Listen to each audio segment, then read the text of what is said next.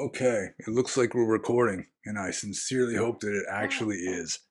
Hello and welcome to episode 80 of Question and Answer. That's 80, which is a relatively high number. And I am your host, Panyo Basa. And we have got like a not an extremely high and unmanageable number of questions to answer, so this should be a fairly easygoing one and not 3 hours long, I hope.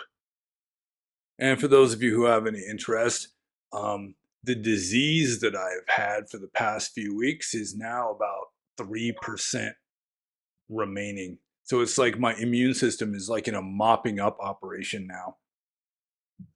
And I'll put the phone a little farther away just in case anyone starts spamming me texts. So I guess I might as well just dive into this. So the first question is from Santosh. And Santosh says, when I started to learn about Buddhism and concept of rebirth, I was fascinated by it and wanted to keep getting more births. But now, as I have more understanding about it, I don't even want to take another one birth. What is this transformation called? And before I answer this question, I'm going to open an energy drink just to make sure that I have enough fuel to get to the end of this. And I will point out that a lot of Westerners, especially like older Westerners, are initially attracted to Buddhism just because of the idea of rebirth, because they want to be reborn. They don't want to just die and that's it when after they die. And it's just kind of ironic because the whole purpose of Buddhism, in a sense, is to stop being reborn. And that's what attracts a lot of people into Buddhism, is just the idea that when you're dead, you're not really dead. And, you don't have to believe in this, like a schismatic Jewish sect, essentially, in order to get into heaven to do whatever it is that they do up there. So, um, so first he was fascinated by the idea of rebirth and wanted to get more rebirths, but now Santosh doesn't want rebirth anymore, and he wants to know what this transformation is called. And I don't know if there is like some technical philosophical term for not wanting further existence. I mean, there's like three kinds of craving. There's craving for sensual pleasures, there's craving for existence, and there's craving for non-existence. I think in order to make it complete, just to include the few outliers that don't fit, would be also the desire for suffering. And there are people that seem to desire suffering, although I assume the reason why they desire suffering is because it gives them a kind of satisfaction to wallow in it. So it's still kind of a desire for pleasure in a sense, but it's sort of a maybe a slightly pathological or dysfunctional kind of pleasure. But yeah, again, I don't think there is a special word. It would just be like the development, bhavana, which just means like development, the development of wisdom or insight, something like that. Yeah, so I think I answered that because I don't think there is some special name for this transformation. At least I'm not aware of it. So I'm just going to move on to the next question here, and that is from Jules. And Jules says, to what extent, if at all, do you think the moral conclusions of Buddhism by necessity follow from what is revealed about the world through meditative practice or insight? And I think most of it, I think the basics of it are verifiable through your own experience when you practice. There's some things that you can't really verify. Some of the maybe the more kind of verging towards mythological stuff, like you'll be reborn as so and so if you do this kind of thing. You can't really see that from your own experience.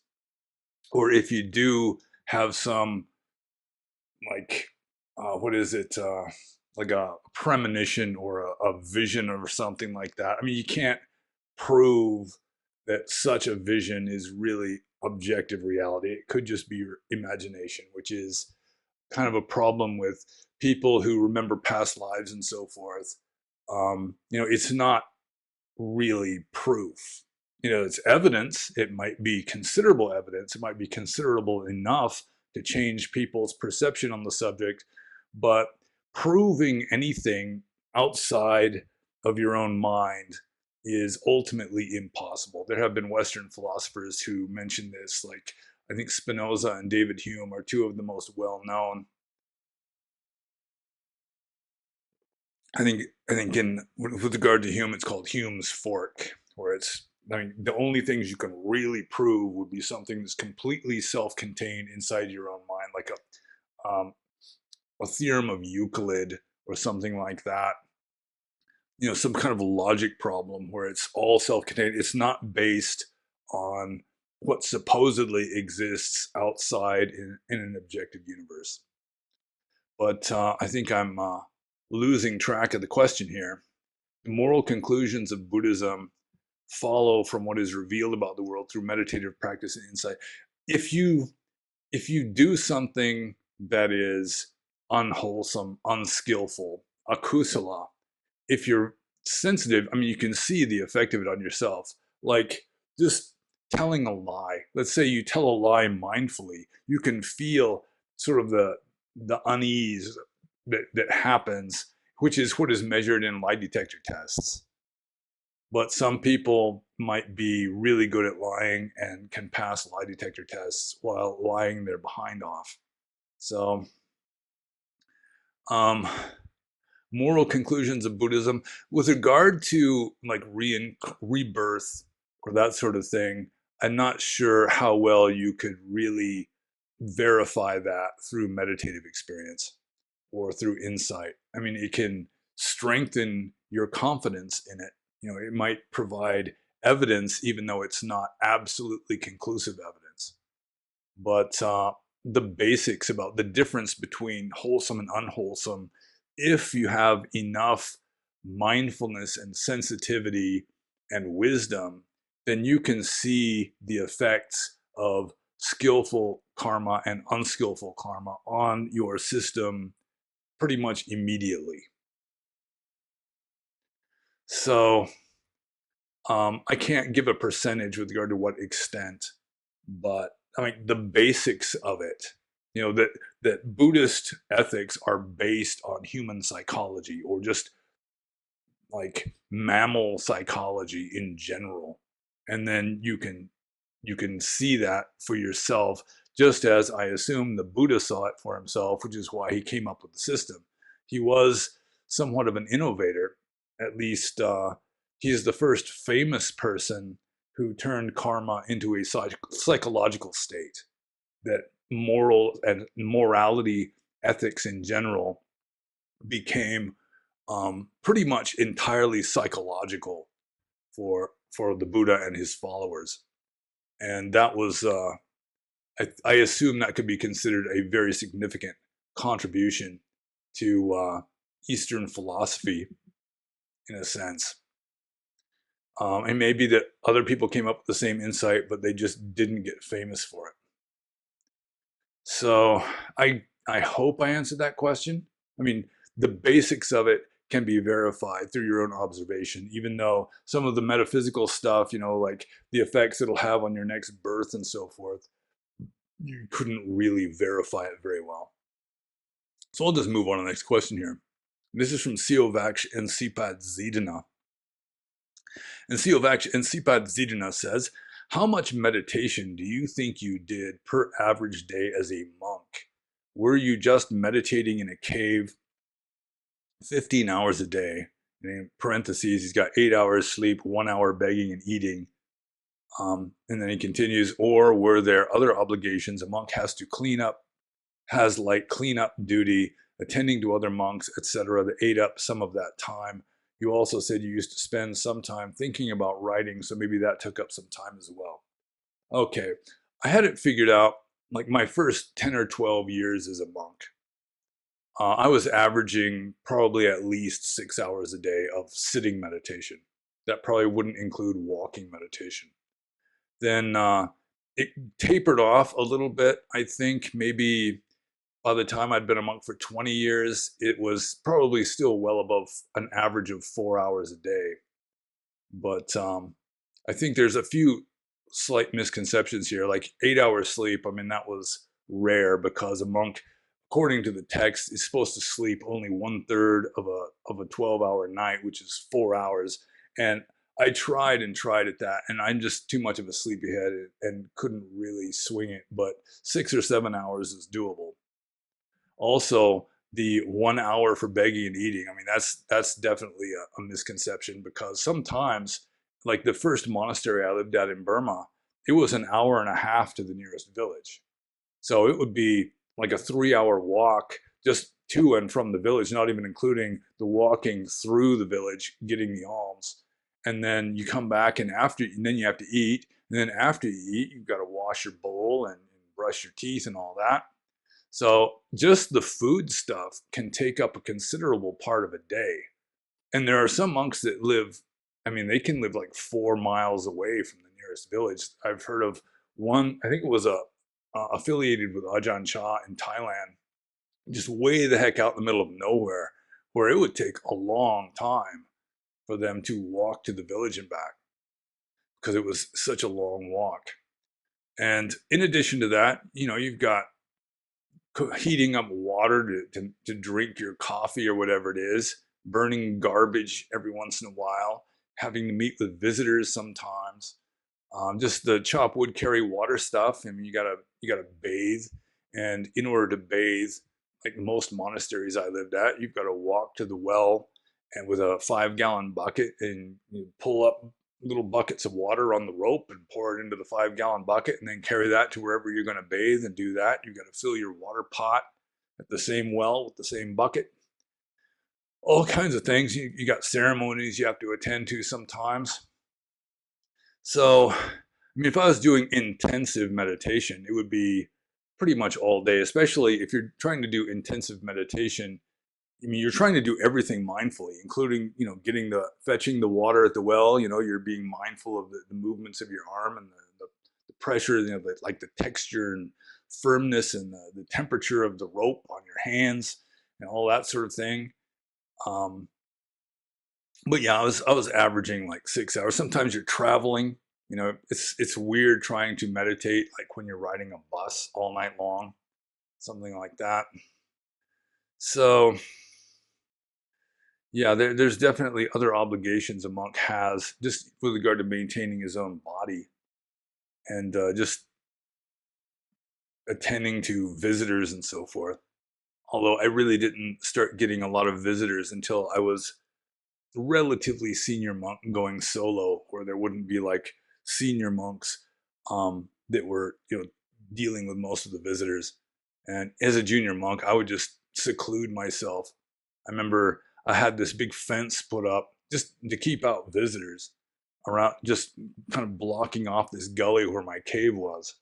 And I had it lockable from the inside. And the guy who set up the gate, he's saying, I want to change this lock. I mean, why do you want it lockable from the inside? You want to lock it on the outside, like when you're gone. And it's like, no, I want it locked when I'm here.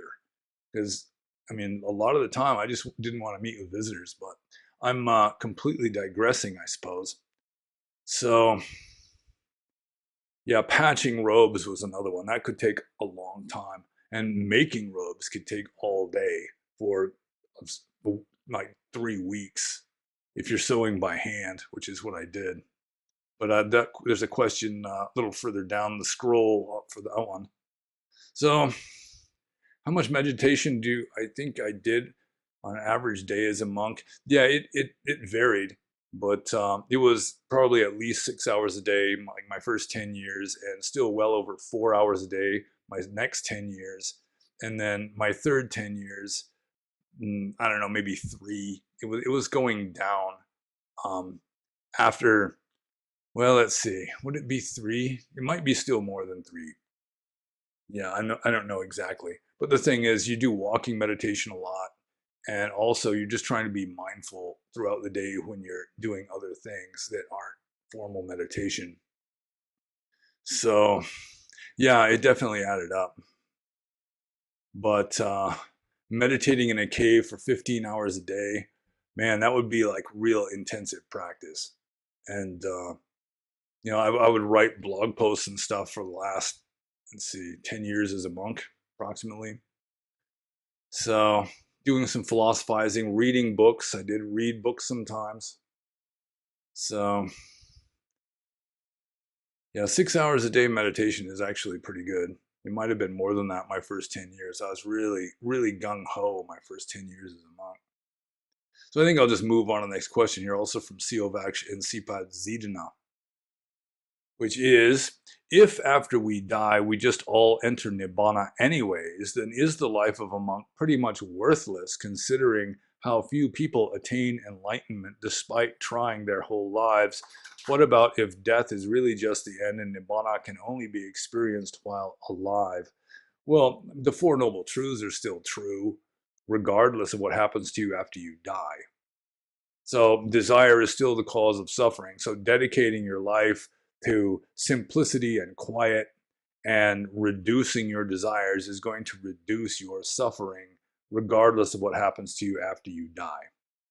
So for some people just temperament wise, the monk's life is really compatible with their temperament, then yeah, it's not worthless or a waste of time or any such thing.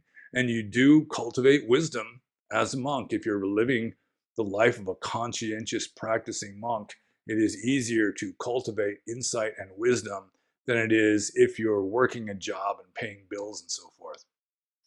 So no, I mean, even if we all enter nibbana after we die, or as you're when you're dead, then still the Four Noble Truths are true, and desire is the cause of all suffering, and reducing your desires will reduce your suffering and will also help clear up your mind and help you to cultivate wisdom and goodness and so forth, regardless of any afterlife. Excuse me. So I'll just move on to the next question. This is from Al Pacino Alpaca, man of many names. And he asked kind of strange question.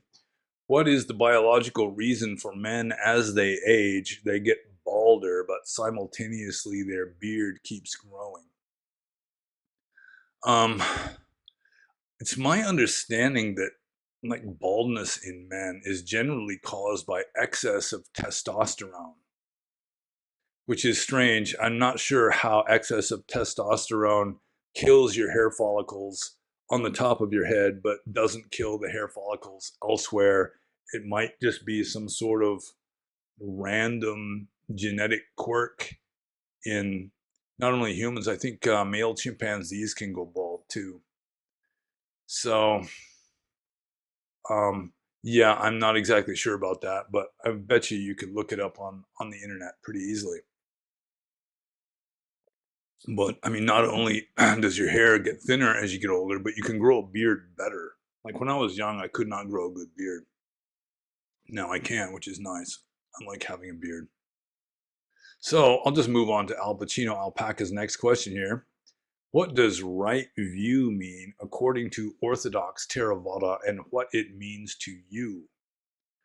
Well, according to Orthodox Theravada, right view, in particular, it means believing the Four Noble Truths, believing in karma, maybe believing a few other just basics of Buddhist philosophy, but mainly it's the Four Noble Truths and karma are would be considered right view. Plus, just the idea that practicing Dhamma is beneficial and will help you to cultivate wisdom and help you to get loosen your clinging to samsara. But right view is going to change as you progress. Right view is like the first step in the Noble Eightfold Path, but that's just basics. Like I just mentioned. But as you progress, your right view is going to change. It's going to become more subtle until finally you're not going to have any view. Like the Arahant, he doesn't need right view anymore because he doesn't have any view at all, at least according to philosophical texts, like the implications of the Atthakavagga, where monks are continually admonished not to have any view at all. and that's very advanced. And so the whole right view thing, like in the context of the Noble Eightfold Path, is primarily just the view that's going to get you on the path to begin with and head you in the right direction. And your right view is going to evolve as you progress in Dhamma. With regard to what right view means to me, that's pretty much it, really, is, any view that helps you to have, fewer desires, fewer preferences, fewer attachments, then that is a right view. And wrong view would be believing stuff that get you more stuck in samsara and more attached and more unhappy. And it's going to be somewhat different for different people. Although, I mean, some views you can say would be wrong view just in general. Like, I have an immortal soul and so died for my sins, and only people that believe in this person can have any hope of any kind of genuine spiritual benefit, and so forth.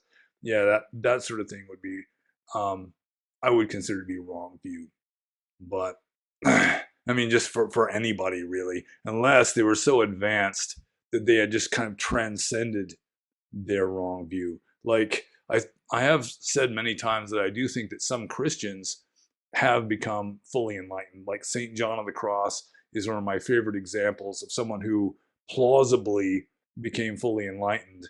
And in his case, he was still a devout Christian, but it was like he had detached from his own personality. He was sort of evolved beyond what's going on in the lump of the lump of soft gray meat in his head. And that was still going on because the body was a human body that was culturally conditioned and everything, living in Spain in the 1500s. So it was just going to do its thing, but he was no longer really identified with that anymore. So to that extent, right view becomes almost irrelevant. But even someone who gets to that stage isn't going to say, that lying and stealing and killing and raping is good and you should all do that sort of thing.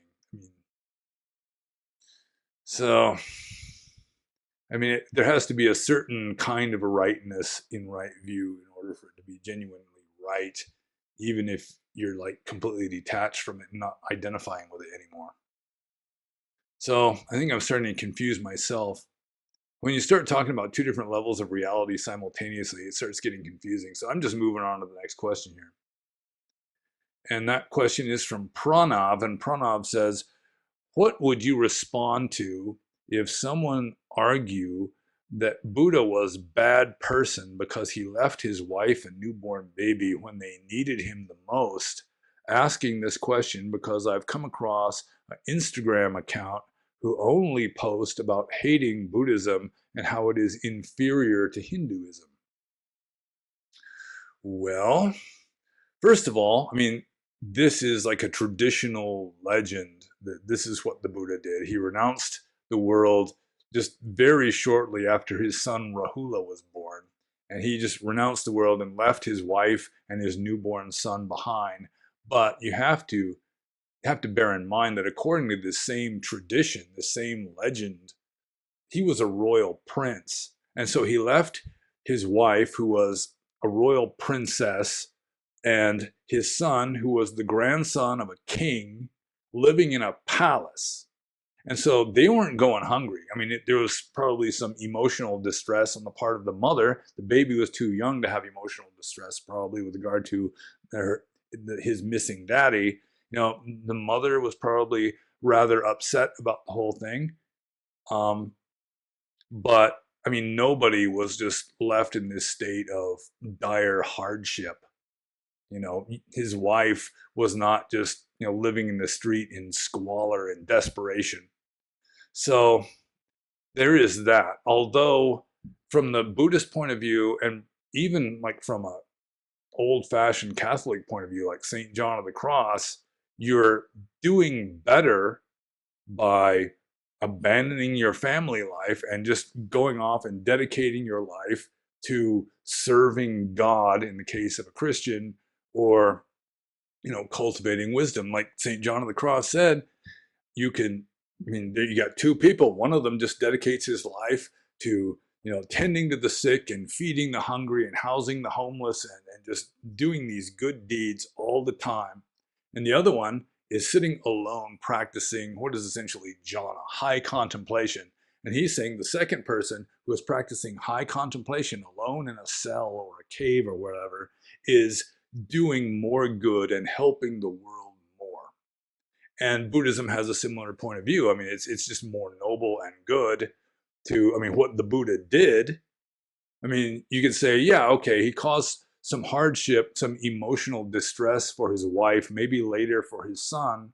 But then again, he came back to Kapilavatthu when his son was older and ordained him into the Sangha. That was like his inheritance. Rahula's inheritance was getting ordained into the Sangha. And according to tradition, because the Buddha renounced the world and found a way to enlightenment, Rahula, when he grew up, or he wasn't even fully grown yet, he became an arhat. He became fully enlightened. So that's better than having your daddy sitting around, drinking beer, watching TV, and just being an ordinary person, rather than having a father who's fully enlightened and helps you to become fully enlightened, several years after he goes off on his own. So, yeah, he wasn't a bad person for having done that, but it depends on one's personal volitions. It determines whether one is good or bad and not just some outward circumstance. But it's hard to argue that he would have done more good by just staying at home and just living a normie life than having renounced the world and gone off and become a Buddha. It's just sort of a feeble argument, really. So I'm just going to move on to the next question here. This is from Fred. And Fred says, does intellect go across to another body? I personally have my doubts. Vasanas maybe, and vasana is sort of like tendencies, but not language and intellect. The only thing that is reborn, that undergoes reincarnation, is your karma, which is volition or will, like in the sense of Schopenhauer, the world as will and representation. It is just the momentum of your mind. And I assume a genius in one life who is reborn, unless he's done some really bad stuff that kind of poisoned the root of his own genius, that he's probably going to be, above average in intelligence in his next life too, unless there's something he really needs to work on. He's so head oriented, considers intelligence to be so important that he still has to work out, how to deal with not being intelligent. So he might get a life of not being intelligent just because he has to learn, that you can be a good and wise person even without being an intellectual, something like that maybe. But as a general rule, it's this momentum.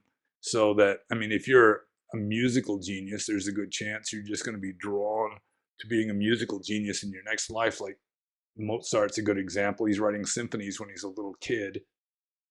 Also, I read this, it was in this stack of ancient Reader's Digests at this monastery in Burma that I worked my way through. There was this guy who he was like a lion tamer. It was like ever since he was a kid, he was fascinated by it. He just wanted to be a lion tamer. And even when he was a kid, he'd be like taming raccoons and teaching them tricks and stuff, just because it was just this drive. And sure enough, he became like one of the main lion tamers, like the Ringling Brothers Barnum and Bailey Circus. And that sort of thing is largely based on just momentum from a previous existences, generally more than one of them. So, yeah, I think intellect does go from one life to the next to some degree, just sort of indirectly, because mainly, it's volition, it's your will. But if you've got the momentum of your volition is, intellectually oriented and so forth, that's gonna pass over into the next life. So I'll just move on to Fred's next question, which is snakes feel vibration of footfall long before you have chance to step on them. In my opinion, metta wouldn't appease them, question mark.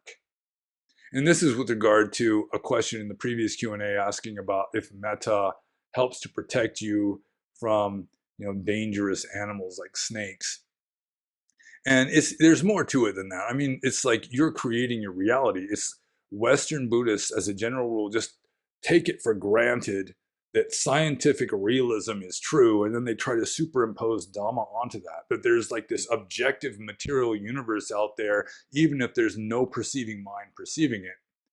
And there's no way they could prove that. That's just an article of faith of scientific realism. I mean, there's no way you could prove it.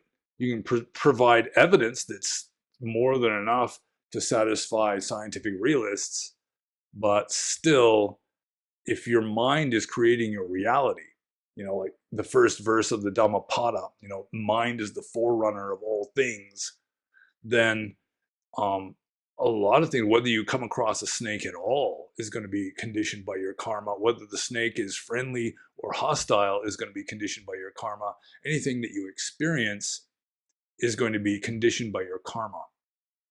Just conditioned by karma in general, because you're really not the owner of it. Because there is no you to own it. So, see, I mean, might be more accurate to say that your karma owns you, that you're just sort of like an indirect manifestation of your karma or something. So,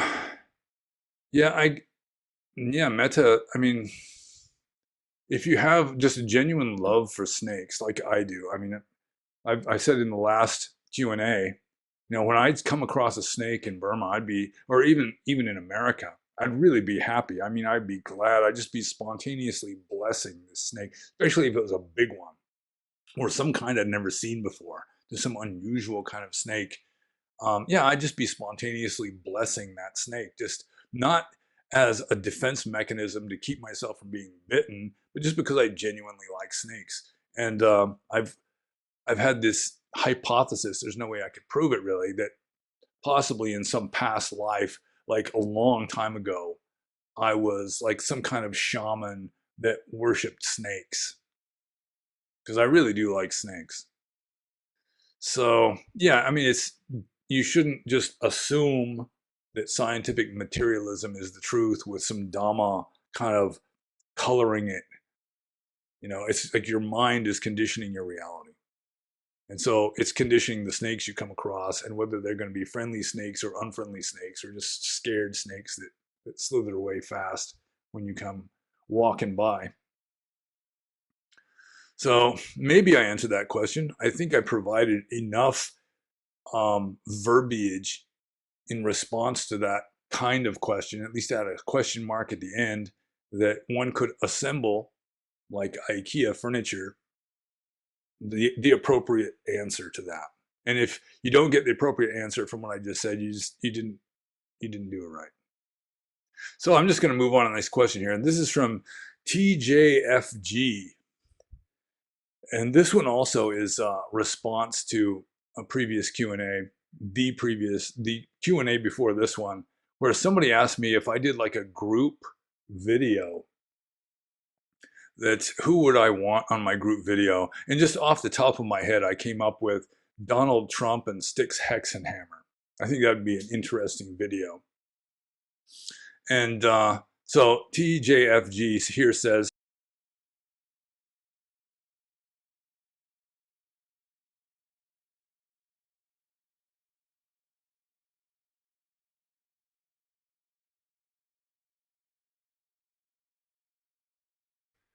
but getting towards the end here, is there karma for being gullible? Delusion is, I mean, yeah. If you're gullible or if you're just delusional, gosh, I'm having problems saying words. Although it's not something that's just crept upon me, that I've pretty much been that way my whole life. My mind is less verbal than most people. So sometimes it's an effort to put things into words. when usually I'm thinking without using as many words as most people, I think. But for karma for being gullible, they're just karma for being deluded. Moha, the three poisons: greed, hate, and delusion. And delusion is just a makeshift translation. It'd be more like semi-conscious stupidity. So yeah, you do get bad karma for being unenlightened, it's like a vicious circle. So I guess I answered that question maybe a little too much. So I'm just going to move on to the next question here. This is from Rui. And Rui says, can you expand a bit on Patiloma Padicca Samuppada? So Padicca Samuppada is like the Buddhist theory of everything. And in some suttas, it's considered to be like the heart of Dhamma, the heart of the Buddhist teachings. Although, according to legend, the Buddha almost just didn't start Buddhism because he figured nobody would understand Padicca Samuppada, or dependent co-arising. And yeah, he was pretty much right, because I think very few people really understand dependent co-arising. So Patiloma, Padicca Samuppada, or Patiloma, dependent co-arising. Patiloma literally means against the hair or against the fur. It's not your head hair, it's like body hair, or the fur of an animal is loma. And pati means against. So it's sort of an idiom for backwards, sort of against the grain, or, back to front kind of thing.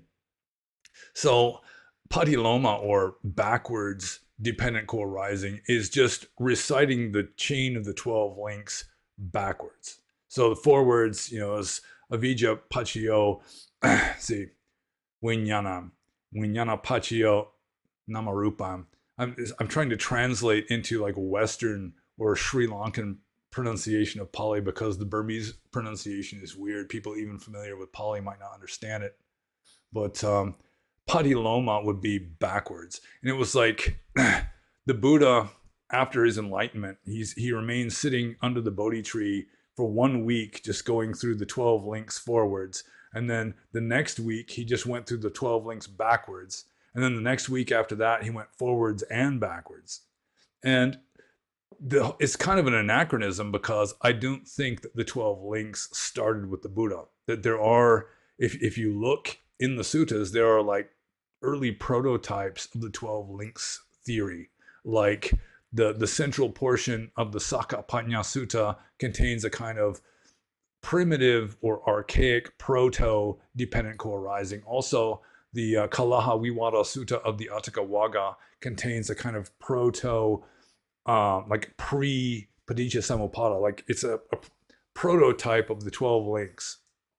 Also, if you just read the Nidana Sutta of the Digha Nikaya, which is the longest sutta discussing specifically Padicca Samuppada or dependent co-arising, that also is not following exactly the 12 links. It was like a little before they finally settled on the 12 links, apparently.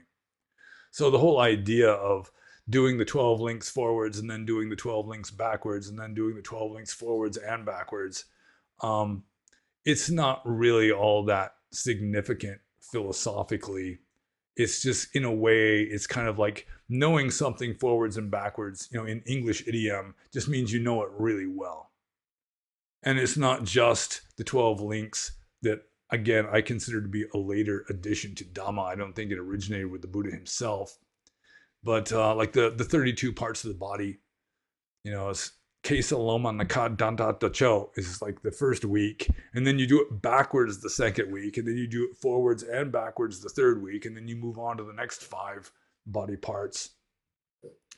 It's just a way of like getting something down. If you know the alphabet forwards and backwards, you know the alphabet a little better than if you just know it forwards. And also, it might help if you're ever taking a drunk test, you get pulled over by the police or something. So, yeah, it just, Patiloma Padicca Samuppada is just the 12 links, the 12 Nidana theory of dependent co-arising in reverse order. And I think that's different from just there's two main versions of forwards, which is see, avijja paccaya vijnanam is like the cause, emphasizing the cause. This causes that, that causes that, and then it's like avijja nirodha vijnana nirodho, which is the cessation aspect of it. And at first I was getting confused. I thought that might be patiloma. And then I was thinking about it and like, no, patiloma really does mean in reverse order. So it's mainly just a way of like memorizing and understanding something just by doing it not only in this forwards progression, but also doing it backwards, which implies that you understand it better. But it's not really necessary for understanding Paticca Samuppada, because the whole 12 links, as I keep saying, probably is a later addition, like a later development of Dhamma. I mean, it occurred relatively early on because it's common to all the schools, I'm pretty sure. But that just means that it existed in Buddhism before the schism started, approximately 100 years after the time of the Buddha. So I'll just move on to Rui's next question here, which is, were you any good at the daunting task of sewing and mending robes? And yeah, I actually got pretty good at it. I got good at patching robes because I did keep my robes as long as I could. And so after, I mean, it depends on how thick the cloth is and whether it's an upper or lower robe. But I'd start wearing it was like canvas lower robes just so they'd last like another year. But an upper robe, if it's like thin cotton, and in the tropics you want thin cotton robes, especially on your upper body, they would start to rot after about 2 years and start tearing really easy. They'd start tearing like paper. I'd just be sitting down getting into a car and I'd just feel this rip or hear the rip. It's like, oh great. And there'd be like a rip this long in my robe. So I'd be spending a few hours later on after I got wherever I was going, just patching the robe. I always carried a bunch of patch cloth. And according to Vinaya, anything bigger than 4 finger widths by 8 finger widths counts as a robe or a chivaram. So my patches were all slightly smaller than 4 by 8. Like these rectangles of cloth like this. I'd have them in a roll. And yeah, I got pretty good at patching my robes. I remember once I was staying at this place and I had my robes hanging out to dry, and this French monk walked by and he was laughing because he used to be a hippie. And he was saying, this reminds him of Haight-Ashbury back in like the late 60s or early 70s, all these multicolored patches, all over the robe. But yeah, I got fairly good at mending, patching robes until finally, I mean, you get to the point where it just rips so easy. It's just so rotten. It's like the main part of the robe is just all made of patches. And that's the way it was with Mahakassapa, according to the text, where he was the foremost of the disciples of the Buddha in practicing austerities. And his robes were made of like thrown away rags that he sewed together. And he would just keep patching them and patching them and patching them until they literally got too heavy for him to wear. They're just too thick and heavy. They wouldn't dry out after they're being washed and so forth. Then he'd have to get he'd have to start making a new robe. But yeah, I was good at it. And I did make my own lower robe once, just to give myself the practice.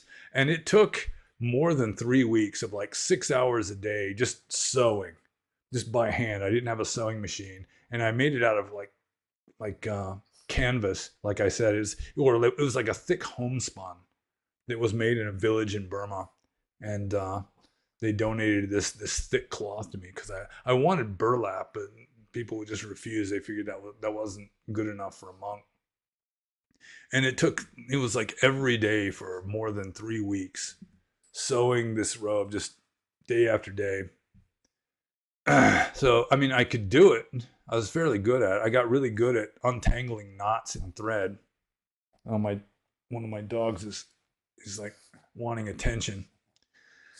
But I mean, it was slow. It took time. It takes patience. So I think Oh, I should say that after that, I would just have like a village tailor, someone who had a sewing machine and could use it, and he'd come out. And in Burma, in the villages, the sewing machines work on a kind of treadle. They're not electric. You know, you just do the foot pedal that which causes the machine to run. And he'd come out, and I'd give like elaborate instructions. I'd be standing there, you know, helping him to make this robe because I considered myself possibly the main authority on correct robe making in Burma at the time because I studied the text very carefully, and it was really obvious that most Burmese monks were not wearing robes that were allowable according to the rules of monastic discipline. You know, they just get these store-bought robes, and the store-bought robes would say, you know, according to Vinaya, but really they weren't because the people that made them really never understood what the Vinaya rules say with regard to making robes.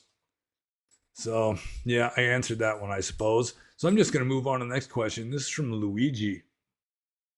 And Luigi strikes me as someone who's rather skeptical about Buddhism in general. That's just the impression I get based on the questions he has asked. Not only this time, but in at least one previous Q&A. But that's fine. It's not like I'm complaining or anything. So, anyways, Luigi's first question is, do you believe bad people can be reincarnated into animals? And is that a reasonable belief? And I think this question has been asked before. And as a general rule, I don't think so. I mean, I think in extreme cases, you got like a severely mentally retarded human that might get reborn as a dog or something just because the mental momentum would be, what I'm trying to say is like a human mind is way more complicated, has a lot more like momentum, a lot more karma than the life of a cow or a mosquito. And so I just have difficulty understanding how all this complexity and momentum could then fit into a cow or a mosquito. The ancient Indians didn't have as much of a problem because they seemed to anthropomorphize animals. You know, you read all these texts where you've got animals with essentially human intelligence. So it wouldn't be that much of a uh, like incompatibility issue. But I think it would be rare cases where a human gets reincarnated as an animal just because of some really extreme kind of karma that might require it somehow. Also, I read in a really weird book called Seth Speaks the possibility that your karma can split. And this is not Orthodox Buddhism. I only read this in this one weird book of by this woman named Jane Roberts, who lived in upstate New York in like the 1970s, who was channeling a multidimensional being who called himself Seth. And this Seth being channeled through Jane Roberts was saying that it is possible for the karmic momentum or the karmic stream to have like a bit split off, and you might have like this little spark of your karmic momentum, you know, split off and become, you know, some kind of animal. I remember when I was a kid, we had this dog, a collie named, gosh, Rowdy. I was a little kid then, and he was so human in some of his behavior that it caused me to think maybe, you know, he might have been human in a previous life or something. But it would be like really outstanding situations. It certainly is not nearly as common as like Asian Buddhists and Hindus would believe, I think. I just cannot imagine how all the complexity and the like the karmic momentum of a human mind could fit into the mind of a fish or a frog, something like that. I was going to say something else and now I can't remember it. But it would have to be some kind of really unusual, like some kind of radically unusual circumstance that could cause that. And then you'd have like a radically unusual animal, I think. So I think I'll just move on to Luigi's next question. And if I read the entire thing, it's going to take a while because he's got this long list of data supporting what he's saying here. And actually, this question has been asked before on a Q&A, but I'll do it again because if people are still interested to know the answers, I might as well answer it again. So Luigi says, considering Mahavira and Buddha, I'm going to check and make sure that we're recording here. Okay. Yeah, I've been paranoid about the thing recording, and I hope there's not a reverb echo because I've muted my computer speaker. So anyways, getting back to Luigi's question here. Considering Mahavira and Buddha, both of their backstories are almost identical to each other. Both were princes, both escaped from the castle to search for truth, etc. It all looks a bit suspicious. Either one was copied off each other or both were copied from an earlier story. Any ideas? Also left all the other similarities in the reply. Seems like too much to be a genuine story. And then he had like a sub comment below the main comment where he's giving some of the similarities between the founder of Jainism and the founder of Buddhism. So he said Mahavira's father's name was Siddhartha and the Buddha's name was Siddhartha. Mahavira was born in Ikshvaku Kshatriya clan and the Buddha was born in Ikshvaku Kshatriya clan, although I've never heard anything about the Buddha being born in Ikshvaku Kshatriya clan. It's certainly not found in the Pali text unless Ikshvaku translates very different from Ikshvaku into Pali. So both left samsara to become a sannyasi, yeah. Both had a wife named Yashodhara. I didn't know that Mahavira's wife was also named Yashodhara, which means like bearer of fame. And it doesn't really even say that the Buddha's wife was named Yasodhara in the suttas. That's just a later tradition. So both mother died when they were young. Both had one child. Mahavira ate 1 cup of milk rice to attain knowledge. I didn't know that.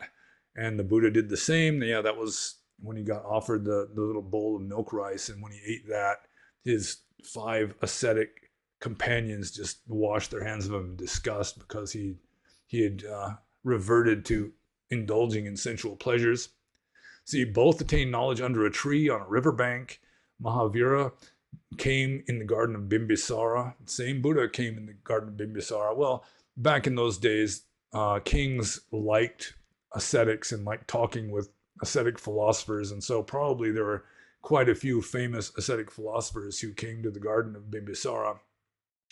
Let's see, one Sisha, or student or disciple of Mahavira, was Agnihotra Brahman, who was sort of like the king's chief religious advisor, the Agnihotra. He was doing like the necessary ceremonies, the fire sacrifices and so forth on behalf of the king. Same one Sisha of Buddha was Agnihotra Brahman. Mahavira was bitten by a snake and milk come out of the skin. The same Buddha was bitten by a snake and milk came out. I never heard anything about the Buddha being bitten by a snake and milk coming out. I mean, that's certainly not Theravadan tradition. That's like a later tradition. Let's see. By the Jain story, women named Chandravati scolded nun Mangavati because she spent whole night in Jain Sangha. Same in Lalit Vishtar, woman named Chandravati scolded nun Mangavati as she spent whole night in Buddhist Sangha. Yeah, the Lalita Vishtara Sutra is a later Mahayana sutra, so that also is not really original to early Buddhism. Let's see, Mahavira religion was Magadha, same Buddha religion was Magadha. Yeah, well, they met each other. You know, they were contemporaries. Mahavira was an elder contemporary of the Buddha. The Jain book is Triratna. The Buddha book is Tripitaka. Let's see, at that time, play of Ramayana was popular. I'm not sure whether the Ramayana really existed in the Buddhist time, but maybe it did. So Jainism came with its own Ramayana in which Ravana was a Jain. There is no proof of Shamanism before Mahavira, but Jain came with pseudo-theory that Kshatriya kings were Jain Shramanas. There is good evidence that Shramana traditions existed before the time of Mahavira. Like there's mention of the mysterious rishis in the Rig Veda that apparently were outside of the Vedic tradition. Let's see, same Buddhists did. They made their own version of the Ramayana. Again, I'm unfamiliar with a Buddhist version of the Ramayana. Probably a Mahayana thing that happened hundreds of years later. Let's see, in Ramayana, Hanuman fled to Lanka. Same Buddhist story that Buddha fled to Lanka to preach Buddhism. That also is not found in the suttas. That's found in a Sri Lankan chronicle. And any Asian Buddhist country, that the people want to believe that the Buddha came to their country. It's the same with Burma, that the Buddha, supposedly, according to Burmese tradition, the Buddha came to Burma. He made it to the west bank of the Irrawaddy River, but never crossed the Irrawaddy. And there's like these huge footprints of the Buddha at this place called Shui Setdo, where the Buddha, touched the ground with his foot and made this dent in the rock that was like 4 feet long. So yeah, that's kind of neither here nor there. See, Buddhism is more copy paste of Jainism than Hinduism. Yeah, Buddhism is more similar to Jainism than either is to Hinduism, because they're both largely a product of the Shramana tradition rather than the Vedic tradition. And then in Shasharart, they were defeated as both made fakery, later vanished in India. Well, Jainism hasn't vanished. There's still a few million Jains in India, I'm pretty sure, which is probably more Jains than there were in the Buddhist time. So anyway, yeah, I mean, I have been asked about this before. Why is it that the biography of Mahavira is so similar to the biography of the Buddha? And some of the evidence he gives is later, I mean, like hundreds of years later, and not found in Theravadan tradition. So it got added later. So there's probably a lot of borrowing of ideas back and forth, especially in later centuries. I do remember that the renunciation of the world by Mahavira was very similar to the renunciation of the world by the Buddha, except that Buddhists shaved their head and the Jains would just pull their hair out. And so, according to tradition, Mahavira pulled all the hair out of his hair and all off of his head and his beard in 8 handfuls. Just yank 8 times, and all of his hair was gone.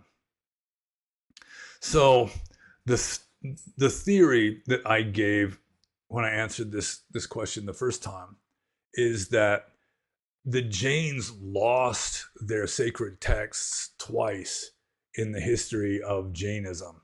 And that's because the Jains were more radical ascetics than the Buddhists were. There were scholar Buddhists, not so many scholar Jains. And back in those days, the texts were memorized by heart and not written down. And so because the Jain ascetics really weren't as much into scholarship and memorization of texts than the Buddhists, there were a couple of times when they just lost some of their texts because there was nobody left alive who had memorized it by heart. And then they'd have to have like a great council where they would have to reformulate their texts. And it may be when the Jains were reformulating their texts, they borrowed ideas from Buddhism just to fill in the blanks. So that's a possibility. I mean, you could say there's also the possibility that both are based on an earlier tradition, but there's no evidence of that earlier tradition that I'm aware of.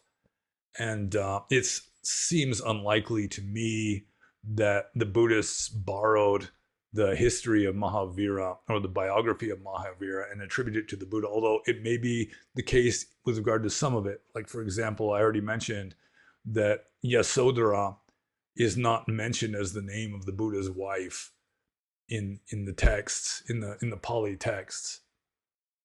So who knows, maybe they got the idea from Jainism. There are certain philosophical ideas like asawas, which sometimes I think Bhikkhu Bodhi translates them as taints.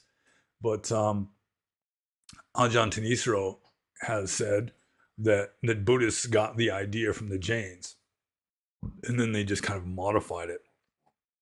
So there was a lot of back and forth borrowing of ideas, exchange of ideas, not just between Jainism and Buddhism, but also between, especially Mahayana Buddhism and Vedantist Hinduism, that they become very similar, like Madhyamaka and Advaita Vedanta become very similar in certain respects, largely because they're debating back and forth and like refining their arguments so that they can stand up to the attempted refutations of the other side.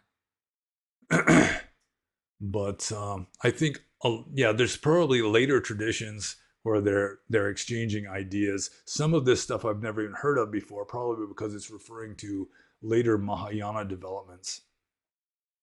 So, yeah, that would be my response to that question. But it's impossible to know exactly for sure because the primary evidence was more than 2,000 years ago and is probably mostly just like no longer existent. So I'll just move on to the next question here. This is from Crave Minerals. And Crave Minerals says, some people say that we are just biological meat robots blindly following instincts and are simply fooling ourselves that we are spiritual and that ultimate liberation, Nibbana, is even possible. What would your response be to this? Well, my first response would be that such people that insist upon this are spiritually comatose. That they're like blind people denying the existence of light because they just don't get it. It's like intellectuals. There have been like really brilliant intellectuals like Stephen Hawking and Bertrand Russell who had no use at all for mysticism. They just didn't get it. They were so locked into their intellect that like transcending the intellect just made no sense to them, and so it was nonsense, and they just refuted it as best they can, but they couldn't refute it very well because they didn't understand it really. And so this is just sort of like a more basic example of the same phenomenon. We're fooling ourselves that we are spiritual and that ultimate liberation, Nibbana, is not possible. I mean, if you have no mystical talent or mystical ability or whatever it would be, mystical something. Wait, just a minute. The dog's doing something weird back there. Stop it. You're a silly dog. You want to see a silly dog? This is a silly dog right here. Look how silly that dog is. Okay, you can go back down. No, and whenever I do that, it gets them all riled up, and now they're wanting to jump around and stuff. So let's see here. Oh yeah, so I've mentioned Immanuel Kant several times over the course of the past 80 Q&As, and like Immanuel Kant just had this idea that there is an ultimate reality, but we have no access to it because we are just trapped in the symbols of our own perceptual mind. But Immanuel Kant, like Stephen Hawking and Bertrand Russell, was not a mystic. And so he didn't realize that there is an ultimate reality that everyone has immediate access to, but that for the most part, like Eckhart Tolle says, our mind is making so much noise that we're just distracted by it, and we just don't see the reality right in front of us. So, I mean, these people would also be inclined to believe that, like, holy men who perform what are vulgarly known as miracles, who have psychic powers, they don't exist either. It's all just bullshit. So, to some degree, they have to just, like, close their eyes and just declare that any evidence to the contrary of their preferred beliefs are just bullshit. But getting back to Kant, there is an ultimate reality that we have access to, and that is the ultimate reality of our own consciousness. And through deep meditative states, you can experience that directly. Like when you silence all of this like verbal chatter and all this distraction of perceptual symbols and so forth, and you get down to just like the foundation of consciousness, then it's like immediate experience of something that really is more real than this material world that we supposedly live in, but which is a mental construct. And just literally a mental construct. Like Immanuel Kant, he was saying that, this world that we live in really is just symbols generated by our own mind. Of according to him, it was based upon some deeper reality, but that deeper reality was the thing in itself. I mean, it became almost irrelevant because according to him, we had no access to it. And so a lot of his successors in German philosophy, like Hegel and Schopenhauer, both, they just completely just dismissed the whole idea that you have some external world that has enough of a physical component that this material world can be based on it. And science has that same idea that, you know, even science will say that the world as we see it isn't real. That's just mental symbols, but it's based on this reality out there, which, however, can't really be proven. So, yeah, with regard to people that say we're just biological meat robots blindly following instincts and we're simply fooling ourselves and so forth, you're better just leaving them alone. Don't even try to persuade them. I mean, you might as well be trying to persuade a Jehovah's Witness. So I'll just move on to Crave Minerals' next question, because I was kind of meandering all over the place with that, the first one there. And Crave Minerals says, I think I remember you talking about karma being a force that is seeking equilibrium or balance. Can you elaborate on this? How is this seen in relation to the effects of good and bad deeds? Well, I mean, yeah, karma is like an imbalance. You know, it's you're sort of pushing against the way things are in an artificial manner, and so it's gonna push back the other way or just dissipate. So it's sort of like Paul Lowe used to say with regard to the mind-body system. He would say that the system is self-healing. It's just that we stay stuck in an unenlightened state in samsara because we're continually adding to it. That if you stopped adding to the unenlightened karma, then the unenlightened karma would just work itself out, and that would be it.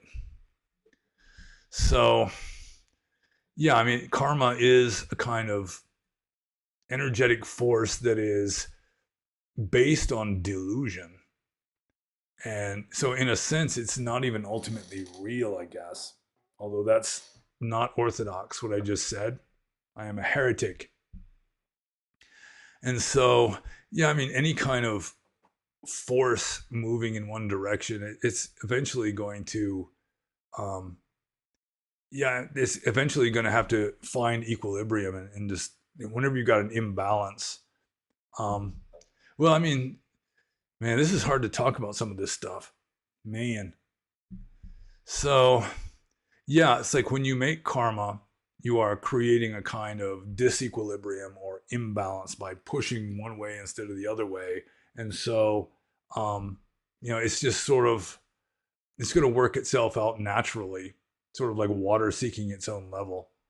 And it's hard to understand this. Like the Buddha says, you try to understand how karma works, you can go insane. And I'm finding myself having difficulty answering this, even though it seems relatively clear to me. I mean, at an intuitive level, but trying to put it into words, other than what's already been said, that karma is a kind of imbalance or disequilibrium. And life itself is a kind of disequilibrium, and that's why we have to keep eating and breathing and so forth, is to keep this disequilibrium going, because it requires constant maintenance. And that's kind of the way our karma is too. It requires constant maintenance or constantly adding to it to keep it from just running out. But then you have the Jains and the Ajivikas, who are deliberately trying to cause their karma to run out. And the Buddha said that doesn't work so good either. Because, I mean, even the effort to make your karma run out is just making more karma. But the Jains had more of a materialistic idea of karma than the Buddhists do. But I'm not, it's hard to answer that question. So I think I'm just gonna run and answer a different question now. This is from Hans. And Hans says, Dear Panyabhasa, what happens to a monk who fulfilled all bodily criteria during his ordination? However, later, due to some non-deliberate issues like accident or illnesses, his body gets seriously damaged so that he falls under the threshold. Does he need to leave the Sangha, or maybe was the ordination in general invalid because someone can argument the shit who hit the fan was already in the karmical package, and with carrying this, he should anyway not considered to be really ordained. So the lower purification has to be continued or finalized first on a lower related level of existence. Well, I kind of understand this question. I mean, you can't, I mean, first of all, the only way for a monk really to like excommunicate himself or make himself no longer a monk is if he becomes no longer a man. That means essentially losing his balls. So if a monk loses his balls in a tragic car accident, then he would be a eunuch and he could not be a monk anymore. I mean, he could still, compassionate Sangha would realize that, he didn't deliberately do anything wrong or any such thing. They might allow him to live at the monastery and continue to meditate and so forth, but he would not be considered an ordained monk anymore. He would not be allowed to attend the ceremonies and so forth. But with regard to anything else, like I know a monk, he was the abbot of a monastery I lived at, and he moved from there to a different place nearer his hometown where he could be closer to his sister and so forth. And he was walking on a scaffold observing a building that was under construction, because all Burmese monasteries are under construction, it seems like. They're always getting some new building built. And he fell off the scaffold and broke his back. So he's paralyzed. He's bound to a wheelchair. But, I mean, he didn't lose his balls. He's still alive. He's still a man. He's still a monk. He's just a paralyzed monk. And yeah, that's with regard to just about anything. Like, you're not supposed to be ordained if you have leprosy, for example. But if you catch leprosy after you've been a monk, then you're still a monk, because you don't get kicked out of the Sangha for stuff like that. I mean, it can't be retroactive, because, I mean, you have to be alive to be a monk, and we're all going to die. And so you can't say, well, because it's your karma to die, that means, you became no longer a human being, and so you couldn't be a monk from the beginning. It definitely doesn't work that way. You can't say, well, you're you're going to lose your balls in a future accident, so we can't ordain you. But I mean, you qualify up until it then, and then you don't. But that's like the only way you can be physically disqualified from being a monk, is if you just become physically disqualified from being a man. And to be a man, you have to have at least one ball, I'm pretty sure. So, I mean, going with the Buddhist interpretation, I don't think I've ever recalled reading, what the judgment would be if you just lose one ball. I assume one ball would still be good enough, sort of like one kidney or something.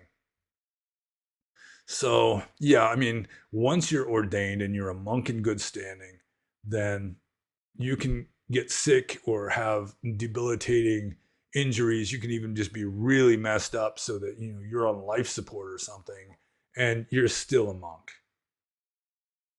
So I think I answered that question. So I'm just going to move on to Hans's next question, which is, I am also confused about the Moggallana case, who deliberately stopped using his powers to hide himself from his murderer's severe past life package for a fourth time, letting go with serious consequences to his meat puppet. Does it make sense to think regarding an arahant, this is again another level, as this ended in Moggallana's parinibbana, and with this, all related worldly activities are meaningless, like in many similar cases, including the Buddha? ? My implicit self-answer sounds partly good to me, but my confusion is unfortunately not vanishing, so it seems I am yet not ready for enlightenment. Digam santasa yojanam. Maybe you will find some encouraging words. Well, encouraging words, I'm not exactly sure what the encouraging words, what needs to be encouraged. The story is Mahamoggallana, who was one of the Buddha's two chief disciples, and he was the one disciple that was most outstanding with regard to psychic powers. So Moggallana was a miracle worker, so to speak. And he was fully enlightened. But according to the story, there were some non-Buddhist ascetics who hated Moggallana because he was such a shining star for the Buddhists that it was kind of weakening the faith of the non-Buddhists in their non-Buddhism. And so they hired some thugs, essentially, to just beat him to death. And so they made like 3 attempts, but because of his psychic powers, he was able to just like levitate away. And but then he realized that he had some past karma where he did something really bad, and it was just inevitable that he was going to have to die that way because they weren't going to give up. It was his karma to be beaten to death. So after like the 3rd time, he just realized, he recalled the past life, recalled the very bad karma that his predecessor in the karmic continuum had done, and he knew that no matter how many times he escaped from these people trying to murder him, that they weren't going to stop. It was just going to keep happening because of the inevitability of karma in this case.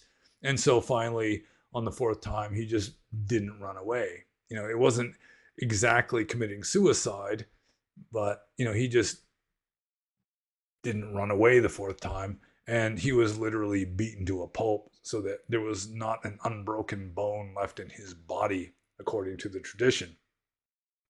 So I'm not exactly sure what the problem is. I mean, it's like past karma still has its influence even after you become fully enlightened. You're no longer identified with it. You're no longer making any new karma, but still, according to Buddhist philosophy, there's this latent, like residual, like vestigial karma that is still taking effect based on previous things you did before you became enlightened. And you're no longer identified with it. You don't consider it to be you anymore. And then when you finally do die, that's it. This residuum of karma it no longer has any kind of outlet, and it just ceases.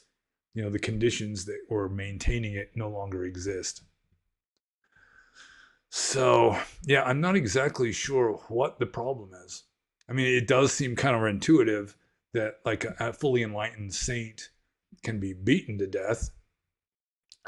Buddhist philosophy does say that a Buddha cannot be murdered, but that is just kind of a tradition. It's a development of the glorification of the Buddha and the raising him way above the level of an ordinary enlightened being. But I mean, to a Christian, the idea of like the supreme man dying a horrible death, being tortured to death, well, I mean, they all believe that, well, except for the ones who think that the Buddha didn't, or Jesus didn't really die, that kind of thing. They might have some kind of subtle philosophical arguments to say that Jesus really wasn't killed on a cross. He wasn't really executed. But yeah, I mean, bad things happen to even enlightened beings based on previous karma. The Buddha still got sick, even though nobody murdered him. Well, unless you follow a certain conspiracy theory that I have heard of a few times, but we needn't get into that. So I did mention the conspiracy theory in the previous Q&A in case you're interested. So yeah, I guess I answered that question.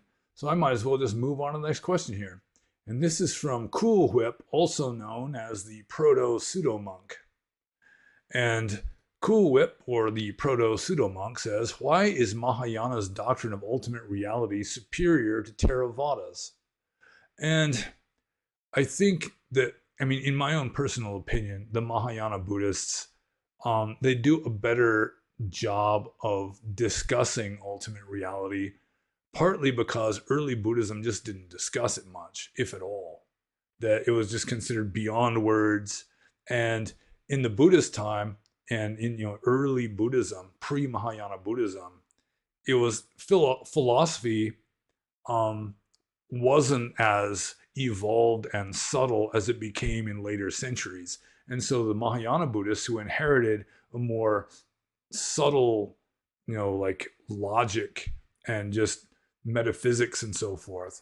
It had been evolving and getting more subtle and maybe more satisfactory in certain respects. They had better tools for philosophically attempting to discuss something that ultimately can't be discussed. So they can get more subtle and closer to it in a way, sort of. They just get, it's more subtle, so that makes it closer to just the ineffable in a sense.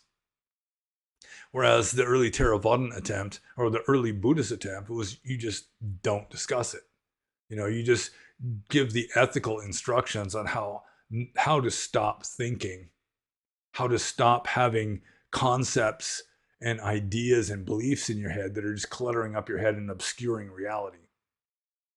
And then the Theravadins and other early schools just kind of shot themselves in the foot by coming up with Abhidhamma philosophies that were attempting to describe reality.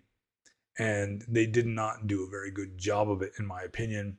And then the Mahayana monks, some of them were just, in a way, a reaction against this whole scholastic Abhidhamma movement. And, they're just getting into like paradox and like Zen koans and that sort of thing that is actually more effective at helping you to understand the ultimate or the absolute by just causing your thinking mind to just hit a wall and stop. But at the same time, you had like Nagarjuna, who's using sophisticated logical arguments, at least sophisticated at the time, to refute the idea that any belief is valid. And then it just kind of leaves this emptiness behind. You just shoot down all philosophical point of views, you shoot down all beliefs until all that's left is Majjhimaka itself, and then it just sort of, commits seppuku and ritually kills itself, and then you're left with emptiness. So, did I answer the question? Why is Mahayana's doctrine of ultimate reality superior to Theravada's? I think it's mainly just the greater sophistication and subtlety of philosophy at the time that Mahayana arose and was developing. And by then, the earlier schools of Buddhism were already pretty much settled in sort of a more archaic form of philosophizing that was less equipped at dealing with paradox, for example, because ultimately the intellect cannot deal with infinity, it cannot deal with formlessness. And so there's always going to be paradox. And when you can incorporate the paradox into the philosophy and sort of embrace it, then that helps to take you one step closer, although you're never going to intellectualize or philosophize your way all the way to ultimate reality. It just isn't going to happen. So I guess I'll just move on to Cool Whip's next question here, which is, I have heard you are critical of Abhidhamma, the four ultimates, and give credence to Yogacarra's mind-only reality. Now, actually, that's kind of a misunderstanding, but maybe I'll get to that, because I'm definitely more inclined to accept Majjhimaka than Yogacarra. But let's see, I'll just start over. I have heard you are critical of Abhidhamma, the four ultimates, and give credence to Yogacarra's mind-only reality. This makes it easier to see how Nibbana as an ethical state can be a metaphysical state, but I still can't picture how Nibbana is seen. Makes sense? The Buddha nature obscured by defilements, Nibbana as default, as ultimate reality, might be an answer. I picture it as a circle that contains conditioned reality or samsara, a bounded infinity, creating endless forms by mind. Then Nibbana outside the circle as infinite and formless, so that when you untangle yourself from form, you exit and enter into the infinite formless mind. Yeah, I wouldn't describe it that way. Like samsara also is not bounded. Samsara also is potentially infinite. So it's just a matter of essence versus form. You've got this porcelain mug, right? I mean, the essence is porcelain, the form is mug, but they're right there together at the same time. I mean, you take away the porcelain, you take away the mug, you take away the mug, you take away the porcelain. Mug and porcelain are not synonyms. But in this case, it's like the essence is porcelain or ceramic, if it's not good enough to be real porcelain, and the form is a mug. So, I mean, that's the way samsara and nibbana work. The samsara is just all these forms, and the ultimate is the underlying essence of that. Sort of like the underlying essence of our mentality is consciousness, and all these mental states, perceptions and volitions and so forth are like the forms that the consciousness takes. So, I mean, that's getting back up to him saying that I really don't have much use for the four ultimates. In the Abhidhamma philosophy, you've got four ultimate realities. You've got matter, mental states, mind, and nibbana. So they're putting nibbana on the same level of reality as like nose sensitivity and so forth, which is just absurd.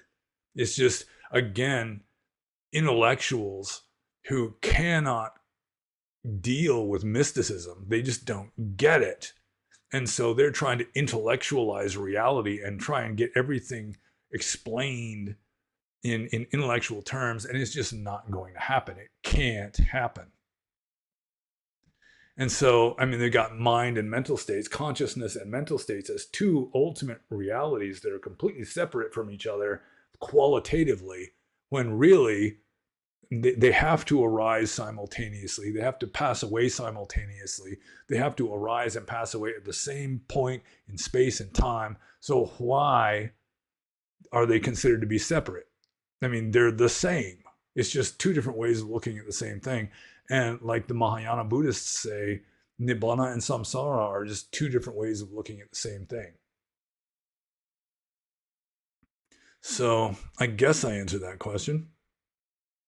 So I think I'm just going to move on to Cool Whip's third question, which is, I am confused sometimes by what is meant by ultimate reality. Can you please clarify? Experience, mind aggregates, senses, nibbana, question mark. Well, there's only one ultimate reality, and it's just formless and infinite. And I mean, that's even reifying it. I mean, once you've reified it, you've turned it into an it, you've turned it into something samsaric, and so it's not it anymore. It's not ultimate reality anymore. So, ultimate reality, I mean, I go with the Majamaka idea where, I mean, even just reifying it, even calling it an it, trying to come up with any kind of explanation for it is just futile and doomed to be invalid. But we can say there is an ultimate reality upon which all the illusion is based. So, I mean, I would call that Nibbana. I mean, Nibbana is reality, and samsara is perception. I mean, perception is just the forms that your consciousness takes that they're so complicated and become convoluted and self-referential that they start thinking that they're these separate realities and so forth, at least with regard to the ego, our idea that of I am, the root of all delusion is the conceit I am. So, I mean, how do you explain ultimate reality other than saying that there's no illusion or delusion at all involved in it, that it is the substratum upon which the universe, the cosmos, is based. But then again, in Buddhism, it's a no-no to try and reify, unless you're an Abhidhamma scholar, I guess. And so, I mean, the best thing is you just kind of leave it alone and refer to how to eliminate delusion rather than how to see ultimate reality. I mean, you'd think that they'd be the same, but still it's more valid philosophically to talk about the cessation of delusion, or the cessation of greed, hate, and delusion, the cessation of attraction, aversion, and semi-conscious stupidity, rather than trying to reify or objectify what is completely off the scale. It's just completely off the scale. Your mind cannot grasp it at all. You can't put it into words. So, I mean, if you want to understand ultimate reality, my best advice would be to cultivate some deep meditative states and cultivate some mysticism. Then you'll get like a glimpse or an insight into what it is. And I'm sorry I can't answer that question any better than I just did. But I gave it a shot anyway. And so the last question, we got one last question. This is from Air Rain. And I think it was El Pacino Alpaca that asked a question and then apparently deleted it because it disappeared. Sometimes questions will just spontaneously disappear from YouTube comments, where he was asking how Air Rain got her name. And it's just an arbitrary thing, like Al Pacino Alpaca, for example, where somebody who goes on the internet, they don't want to give their real name, they just invent some fake name. And Air Rain is just air plus rain. Air plus rain is Air Rain. Anyways, Air Rain says, could you explain how the most benign white lies are the most dangerous from a karmic perspective? And Air Rain says that I have said this before. Ooh, a cat just walked by. Please disregard my attention deficit disorder. But when a cat walks by, I mean, I just got to notice.